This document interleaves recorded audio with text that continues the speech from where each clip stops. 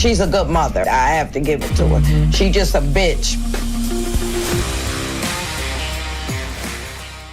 Hello and welcome to Lawd Lukan. It's time to see that absence makes the heart grow stupider with another episode of Love After Lockup. We've got Mama Karen turning up the heat at Amy's place. It's like what I do in my COOCHIE spray.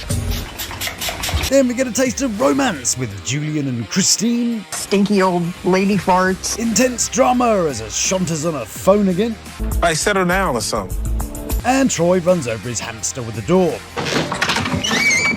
Good day, guten morgen, and salute to you delightful personage, and a warm welcome to the Lukan manor. Big loves to the beautiful people who've subscribed, and a third imperial Easter egg to the lords and ladies of the Lukan manor.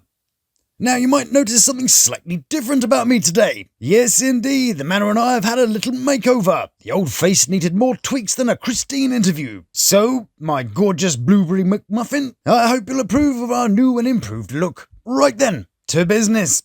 Loss, my delightful cupcake, comes for us all. Sometimes the loss comes from trying to do something good. Sometimes we refuse to take a loss and end up just fighting ourselves. Some losses are wins, depending on your perspective, and some losses are daringly cute. You ate my muffin! No. First, we're off to Gerard Depardieu, and we begin today's tale in the gym, as True is wowing everybody with his enormous strength. Hello, friend. Hey, girl. How are you? Ooh, look, that must be pretty heavy, and he's jolly proud of himself. Hang on a second, 70 pound? Slightly above novice weight. You can tell he's just a big guy, not a strong guy. Yes, those are some impressively large arms, but look at those little baby traps. Oh. A guy his size, which is, there's a couple of metric tons of man right there, he should be lifting at least a third of his body weight. Well, we assume he might be a big guy, of course, but he's usually standing next to a Shonta, which is a bit like C-3PO and R2-D2, only, if R2-D2 had a big set of poorly fitted dentures. And for the younger audience, if BB-8 had a poorly fitting set of dentures. Oh, and one last thing about True's physique. This right arm has much better definition than his left. I wonder what he's been doing with that right arm for the last 17 years. Well, they do say you've got to love yourself first. Speaking of things that you love first, one of True's ex-flames shows up. Totally coincidentally, of course. My name's Tisha. I prefer to be called Shonta.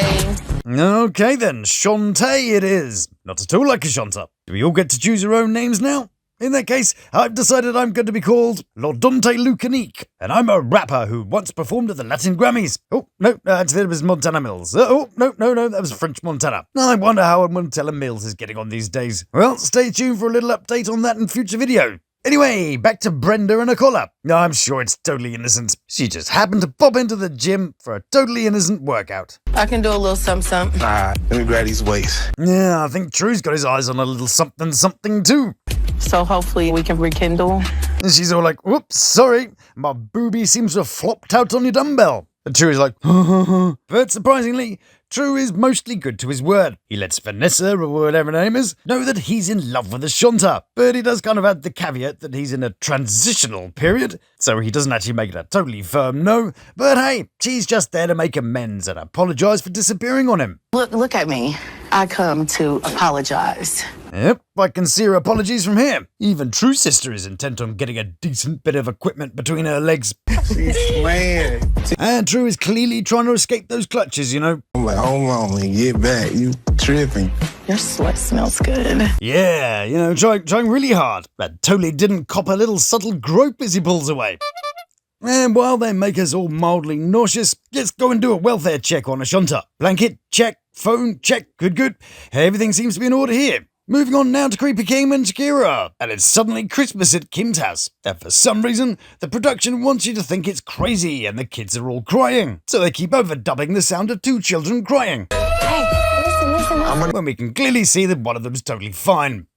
Listen. I'm gonna go see Santa. And that was so lazy, just repeated the sound. And then they do a fast zoom to the kid picking his nose. Where does listen. Hey. Why did we need to see that? Did we need to watch him poking around for the little green monsters? Oh no, these two are a bit boring. And one of those wannabe vlogging family PJs. Because you know, those vlogging guys are totally normal. But this whole segment is just a product placement to hell. How do we know? Let's take a shop which has a branded hat, for example. Well, as I'm sure you know, typically a brand such as Nike will either pay for the representation or they have their logo censored with a bit of black tape or blurred out or something. In this shot, we see that neither the Hot Wheels logo or the Bluey or the Batman stuff has been blurred out. Freebies for Christmas. So anyway, she then gives him a car and he goes off to see a friend about, I don't know, a crack or something. Maybe he's a builder. Off now to catch up with the Captain Wow of crime himself. It's Julian and Christine, and they've been consummating their freedom. We had a lot of fun. Not so much for the people neighbouring the room, I'm imagining, who are being treated for trauma. The wall was banging back there. Yeah, that's probably just the woman next door having her curtains fixed. But proper I don't want to know. He kind of looks like a vegan John Taffer meets Dollar Tree Steve Gutenberg. Blimey, Steve Gutenberg. But he's not been up to much. Hang on a second. Steve Gutenberg, the man whose godfather played a talking onion in DuckTales, is none other than the world record holder for the most hot dogs prepared in 1 minute. There you go. Anyway, back to Christine. Making love. It was like the first time. Bloody hell, that cameraman's got a job to keep up with her. Keep her in frame, Gary. You can do it. But don't worry, cameraman Gary. I'm here to engage Wobble Vision to keep her straight. Making love. It was like the first time you see the sunrise, you know? Time now for a dose of Amy and Troy, who brought a baton to a pole vaulting convention. Do you ever get that gay vibe from Troy? He's very effeminate, and I'm sure a guy who's this soft needed to be pulling a few more things than favours in order to get by. Anyway, enough of that. Watch out, everybody. Mama Karen is about to arrive.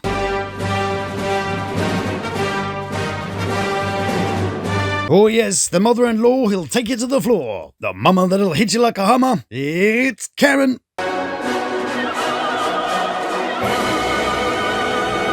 Although it's not all bad. She walks around the house like she owns the place and inspects everything, but I'm starting to warm to her. She's got this subtle charm. She's a good mother. I have to give it to her. She just a bitch. And I got a sneaky feeling that she doesn't much like Troy's baby mama. I wouldn't have to do with that bitch. Ooh, I do quite like Troy's mum. Wouldn't want to be around her necessarily. I imagine that was fairly traumatic in itself, but it's always fun to watch someone else have to put up with it. She just a bitch. I wouldn't have to do with that bitch. She just a bitch, She's a good mother. She just a bitch. I have to give it to her. She just a bitch. I know she happy. She just a bitch. Be your home. She just a bitch. I know she happy. She just a bitch. Be your home. She just a bitch. So Karen goes on about Yana, Troy's baby mama, and this red flag is the same one that the woman in the penis shop told her about. How's his relationship with his baby mother? She's still in love with him? I feel like she. Yeah, it feels strong. So this conversation is pressing her button. Mushroom. Troy. Poor old Troy. He's got his mother chewing one ear off, and now he's got his missus mad at him, and she's about to do the thing that men dread the most. How you feel? You alright? I'm alright. I can feel it from here. It might be, I'm fine, or I'm okay, or if you have to ask, then there's no point in telling you. But those are the words that turn our blood cold. I'm okay. Ooh, she gave him a double frosty. Both I'm alright and I'm okay. There's no coming back from the stuff he didn't say and, had no control over. You don't want to talk? This is what we refer to in my household as the full bottom lip. Usually this thing is taken care of with some Haribo and a bit of the film Labyrinth. Would you like some Haribo? Cheer you up a little bit. Maybe check out Bowie's bulge. So, Troy's on the sofa for the night. We get a little more to the story. Yana, I swear she gonna give you some booty. Are we done? Off now to Letitia. So why am I involved? Oh, sorry, back now to Shonta and True. And Shonta is back to the question that we had at the end of the last episode. She has to go back and get her dentures resized, and has to leave True in the candy store. And where do they go from there? Like, what this mean for us, like, relationship-wise? Good question. Good question. Yeah, great question. Just you hold on to that question for a second while True changes into something more fabulous to do his best dumping in. You can't leave someone in a do-rag and a vest, In fact, in this shot, he looks like a little ghetto gnome. All he needs is a little fishing rod. There we go. I don't want you to think that I used you which is the ex-con version of It's Not You, It's Me. And someone should have put down one of those little plastic yellow triangle things, because True's about to partake in a rather nasty slip. He's trying to give us Shonta money for some of the stuff he's already given him. I ain't feeling it. Okay. And he's acting all chivalrous in the accompanying interview, saying he was saving for a car, but he wants to do the right thing. But then he says, But Shonta coming first, though, regardless. The who now? Shonta coming first, though. No. Shonta was the owner of the boobs you were admiring. Shonta is the one that you rich for a bunch of cash that she didn't have and left her with a crippling debt and no job. Easy mistake to make, I guess. Bankruptcy, boobs. Well, it's all a bit confusing, Back with Amy and Troy, who brought a toothpick to a chopstick convention. And aside from the fact they need to oil a few damn doors in their house, Babe. Amy's giving Troy the walk of, here's what you could have won. Ordinarily, totally no need to waft past in your satin twin set, dropping a fake yawn after the argument, except of course to make sure he's seen what he could have woken up to this morning. And Karen, who thinks that filters are for coffee, is getting ready for church. Say what I do with my COOCHIE spray. I'm trying to keep it clean. And she'll be meeting the amazing Henry and family, so they dose her up on gummies. That wheel her off to church. On the way, they're having a conversation about Amy's dad, King Henry. And she drops this little nugget on us. He sang in the opera Porgy and Bess, and he was the crab man. What? Henry was an opera singer? I've got to have a hang on a second about that. Now, he wasn't in the original 1959 film starring Sammy Davis Jr. and Cab Calloway, and Porgy and Bess has been performed countless times because of its cultural significance. In case you don't know, Porgy and Bess is famous for not only being written in English instead of Italian, but also because it was played by black actors and dealt with real street-level life. It's about a black disabled beggar who tries to save their love interest from a violent possessive partner and an evil drug dealer, which is also the plot for The Crow, if you remember that. Except, The Crow had some cool bird power and did ninja stuff. Anyway, Porgy and Bess was where the song Summertime comes from.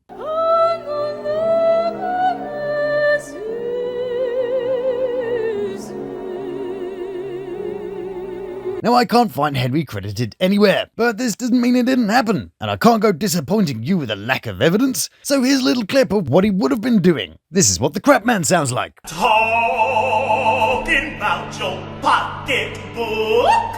Yeah, okay, well, maybe it's the inspiration for Rubber Biscuit, as sung by the Blues Brothers. Rubber biscuit. See? Rubber biscuit. There is, of course, the link with Cab Calloway being involved with both projects, but that's a rabbit hole for another day. Back to the story, and it's time for church. Yeah, you know what's coming. Ready? Rejoice.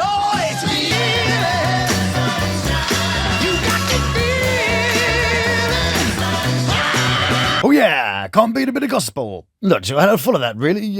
Some stuff happened about Karen being high, but by this time I'd lost interest. So let's see how Shonta and True are getting on with their breakup. And True is apologising to the door for thinking it's a window. Now that I'm out and I see that you ain't what I thought. Just behind the door, of course, is an upset Shonta. And to make her feel better, True is making sure she knows it's all her fault. He tells her she's been manipulating him into feeling obliged to be with her, and she's just no fun, which leaves Shonta in a bit of a difficult predicament. I'm going back home to a new house I bought for us. No job, no nothing. I look stupid. No, you don't. There you go, now you do. You're welcome. It's stupid. So Shonta is about to drive away, but True feels it necessary to fall into the car and reinforce how terrible she is. For like buying them all the clothes and stuff. Shonta. Stop talking to me. And neither of them seem to have noticed that they were both so busy playing each other, it just happened that True won this round. But he may not have won the war yet. She played me. Yeah, what a victim.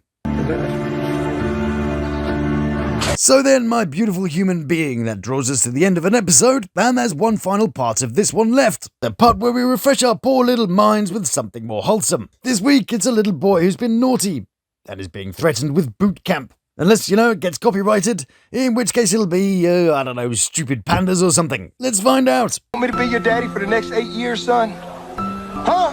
Yes, sir. You do? Why you want me to be your daddy? I have no daddy. You have no daddy? Well, let me tell you something. Come here, give me a hug.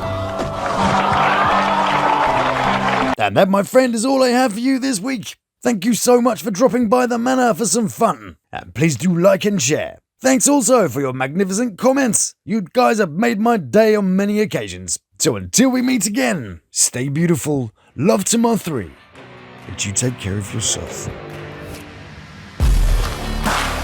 Please subscribe now for our clan. Thank you.